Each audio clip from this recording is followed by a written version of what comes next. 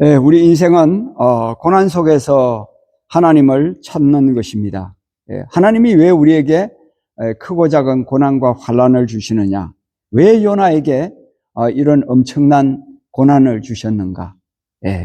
하나님의 사명을 받아서 불순종하고 하나님의 그 명령을 온전히 따르지 못해서 결국 요나는 바다에 던져지고, 그리고 이제 큰 물고기 뱃속에 들어가서 지금 엄청난 고난 속에 놓여 있는 것입니다. 왜 고난을 주신다고 했죠? 출애굽기 1, 2장에 왜 이스라엘 백성들이 엄청난 고난을 당합니까? 남자 장정들이 중노동으로 고생을 해야 됩니다. 남자 아이가 태어나면은 모두가 죽여야 됩니다. 그리고 남자 아이가 태어나면 나일강에 빠뜨려 죽여야 합니다. 왜 이런 엄청난 고난이 하나님의 백성에게 임하는 것입니까? 그것은 이 절망 가운데 우리에게 기도하도록 하시는 하나님의 사인입니다. 자, 그래서 이 요나가 이 절망 가운데서, 이 엄청난 고난 가운데서 어떻게 이 고난을 극복하고 하나님의 놀라운 새 사명을 받게 되는지 오늘 같이 봅니다. 자, 17절입니다. 여호와께서 이미 큰 물고기를 예비하사 요나를 삼키게 하셨으므로 요나가 밤낮 3일을 물고기 뱃속에 있으니라 그랬습니다. 자, 하나님은 이 사명을 주시면서 사명이 완수될 때까지 버리지 않으세요. 그래서 사명자는 절대로 죽지 않는다, 뭐 이런 말이 있잖아요, 그죠? 그래서 우리가 사명을 끝까지 우리가 붙잡는 게 얼마나 중요한지 모릅니다. 하나님께서 큰 물고기를 이제 여호와 이레의 하나님, 준비하시는 하나님이니까 준비를 하셨습니다. 그래서 이제 물속에 빠져가지고 죽어가고 있는 요나를 삼키게 하셨습니다. 졸지에 요나는 큰 물고기 뱃속에 갇히게 된 거죠. 그 안에서 오늘 본문에 보니까 3일간 갇혔다 그랬습니다. 3일간. 밤낮 3일을 물고기 뱃속에 있었다 그랬습니다. 자, 물고기 뱃속을 우리가 한번 생각해 보십시오. 뭐 그 물고기가 아무리 크다 할지라도 그 뱃속은 아주 좁은 폐쇄된 공간입니다. 그죠? 폐쇄된 공간입니다. 이 본당보다도 훨씬 적은 그 폐쇄된 공간 속에서 요나가 얼마나 힘들고 어렵겠어요? 아마 그 공간 속에서 숨이 막혀가지고 뭐 죽을 수밖에 없는 그런 절박한 상황일 것입니다. 뭐 위를 보아도 그렇고 왼쪽을 보아도 오른쪽을 보아도 아래를 보아도 뭐 어디를 보아도 살아갈 가망이라고는 1%도 없는 그런 물고기 뱃속에 지금 요나가 갇혀 있는 거죠. 인생이 이런 앞으로 보아도 뒤로 보아도 옆으로 보아도 아무리 살펴봐도 희망이 보이지 않는 그런 절망적인 상황도 온다는 것이죠. 그러나 그 속에서도 하나님은 살아계십니다. 그래서 하나님께 부르짖고 하나님을 찾는 것, 이것이 중요하다는 것이죠. 그래서 이 큰 물고기 뱃속의 3일의 기간은 요나가 하나님을 깊이 만나는 신학교와 같은 것입니다. 하나님의 은혜를 놀랍게 체험하는 신학교, 회개의 시간, 구원의 시간을 경험하는 축복의 장소가 되었다 하는 것이죠. 자, 요나가 1절에 물고기 뱃속에서 그의 하나님 여호와께 기도하여 그랬습니다. 고난 가운데 기도한다는 거죠. 고난 가운데 기도하면 하나님이 은혜를 베풀어 주시고 구원을 베풀어 주신다는 것입니다. 자, 그래서 2절에 내가 받는 고난으로 말미암아 여호와께 불러 아뢰었더니 주께서 내게 대답하셨고 내가 서울의 뱃속에서 부르짖었더니 주께서 내 음성을 들으셨나이다. 분명하죠. 고난으로 인하여 기도한다는 거죠. 하나님께 아뢰었다는 겁니다. 하나님을 불렀다는 겁니다. 그러니까 하나님이 대답하셨고 서울의 뱃속에서, 이 서울이라는 말은 죽음을 이야기합니다. 죽음. 그래서 어떤 번역은 또 지옥으로도 번역을 해요. 지옥과 같은 죽음. 그것이 바로 이 물고기 뱃속이라는 거죠.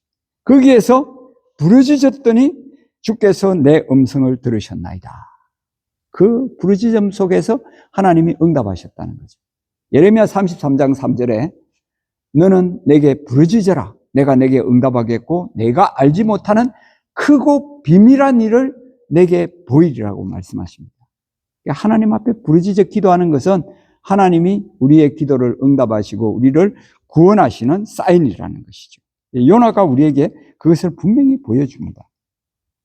자, 이 요나의 모습은 바로 예수 그리스도께서 십자가에서 달리셨다가 돌아가시고 그리고 이제 무덤 속에 3일간 계신 것을 미리 보여주는 것이죠.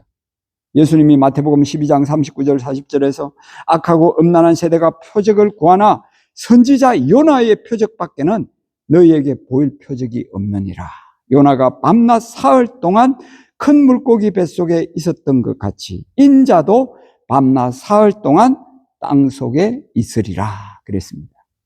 예수님이 땅 속에 3일간 계신 것은 바로 예수님보다 약 600년 전에 이 요나를 통해서 미리 보여주셨다는 거죠. 이 요나의 뱃속은 곧 요나의 물고기 뱃속은 예수님의 땅속이라는 것이죠. 땅속. 하여튼 요나의 이 고난 속에서 부르짖음을 통해서 응답하시는 하나님을 이제 다시 우리가 만나기 원합니다. 자, 3절에 주께서 나를 깊음 속 바닷 가운데 던지셨으므로 큰 물이 나를 둘렀고 주의 파도가 큰 물이 또 다 내 위에 넘쳤나이다 그랬습니다. 물고기 뱃속에 들어가기 전에 자기가 이제 이 큰 폭풍이 나의 연고다, 나의 이유다 그래가지고 이제 그 선원들이 요나를 들어가지고 이제 바다에 던져버렸잖아요. 그죠? 여러분, 바다 그 깊음 속에 들어가면은 뭐 죽을 수밖에 없는 겁니다. 어떻게 살아날 수 있겠어요? 그죠? 그래서 그 깊은 바다 속에 던져졌기 때문에 큰 물이 나를 둘렀고 파도와 큰 물이 다 내 위에 넘쳤나이다. 그랬습니다. 그러니까 깊음 속으로 점점 빠져 들어간다는 이야기죠. 그게 뭐 죽음밖에 없는 겁니다. 그러니까 죽음이 뭐 지금 몇 분이 남았는지 물 속에 들어가면은 뭐 사람이 호흡을 할 수가 없잖아요. 그죠? 그러니까 뭐 죽는 겁니다. 자, 그런데 하나님이 물고기를 예배하셔가지고 그 물고기 뱃속에 들어가도록 하셨다는 거죠. 자, 그래서 그 물고기 뱃속에서 요나는 4절에 보니까 내가 말하기를 내가 주의 목전에서 쫓겨났을지라도 다시 주의 성전을 바라보겠다 하였나이다 그랬습니다. 하나님으로부터 쫓겨나서 지금 물고기 뱃속까지 들어왔어요. 그 이제 죽음이 뭐 자기에게 임박해 오고 있는 거죠. 그런데 다시 주의 성전을 바라보겠다는 겁니다.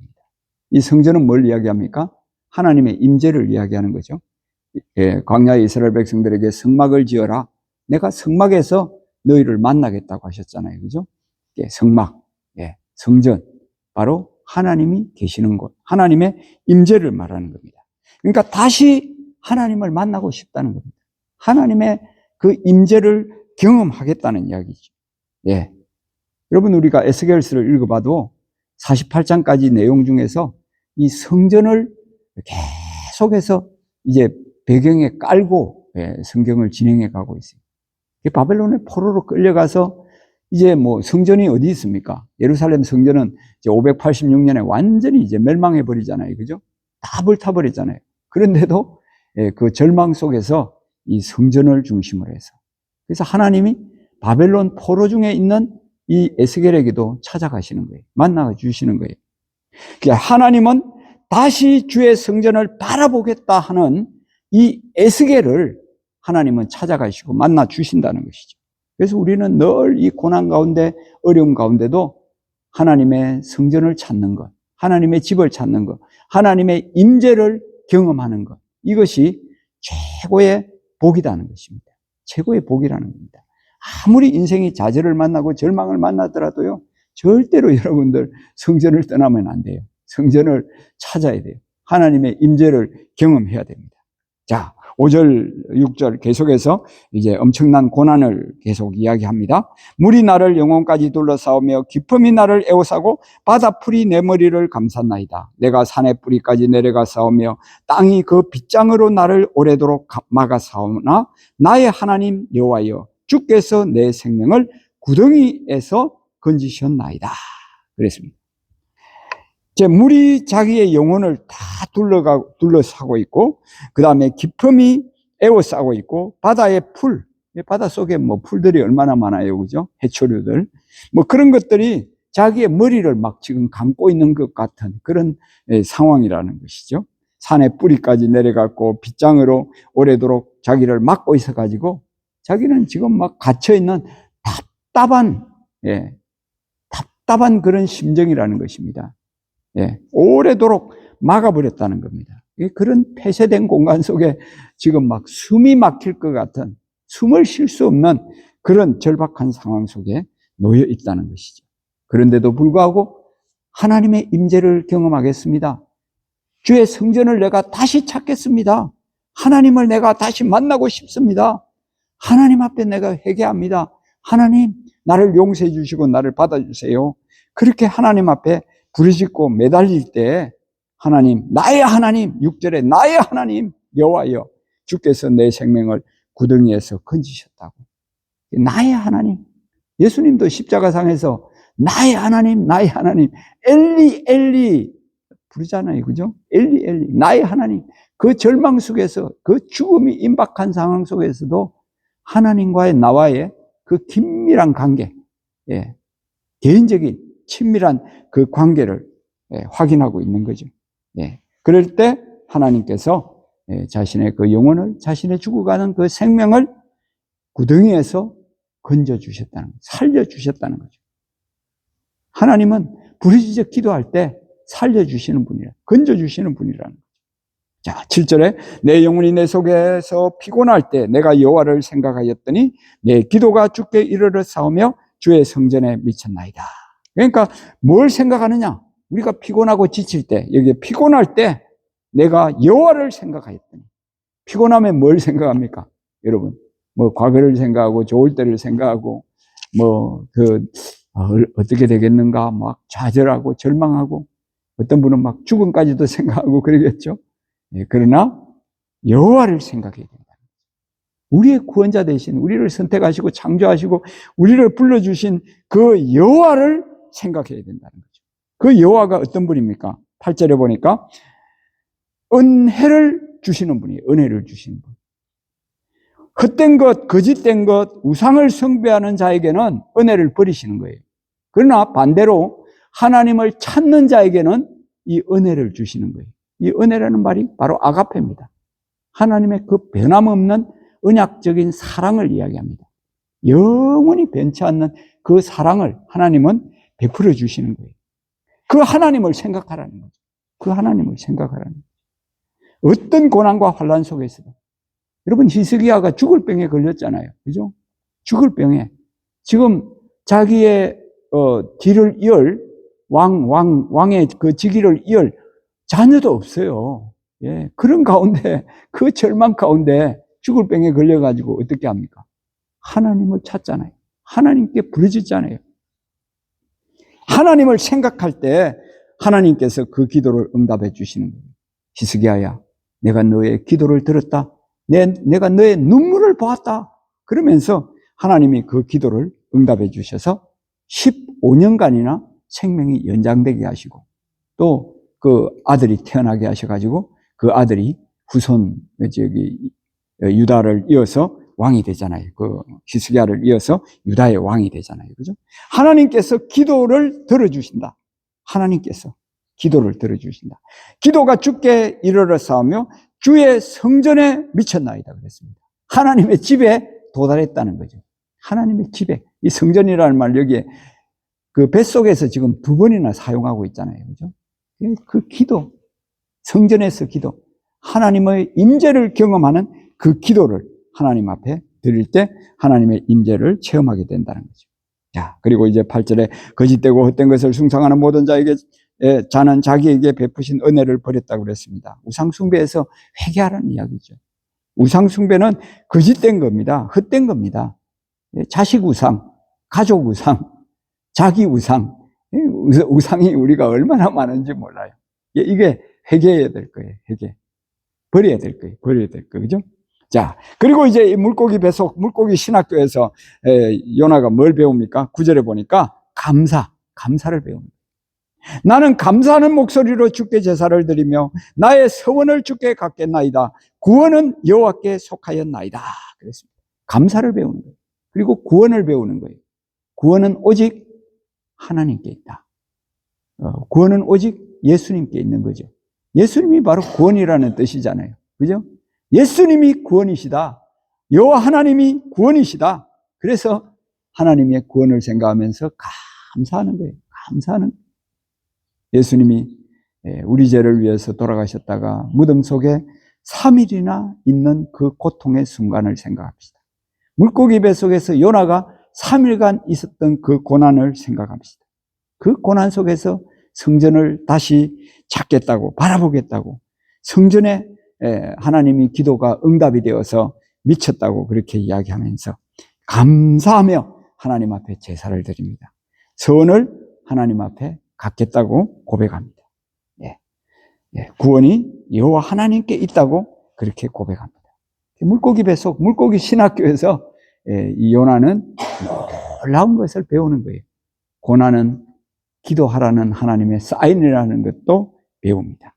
그래서 하나님 앞에 부르짖고 기도하는 겁니다. 하나님의 성전을 찾는 그것을 배우는 겁니다.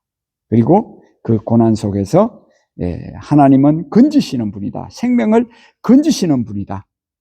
그리고 우상 숭배는 헛된 것이다. 거짓된 것이다.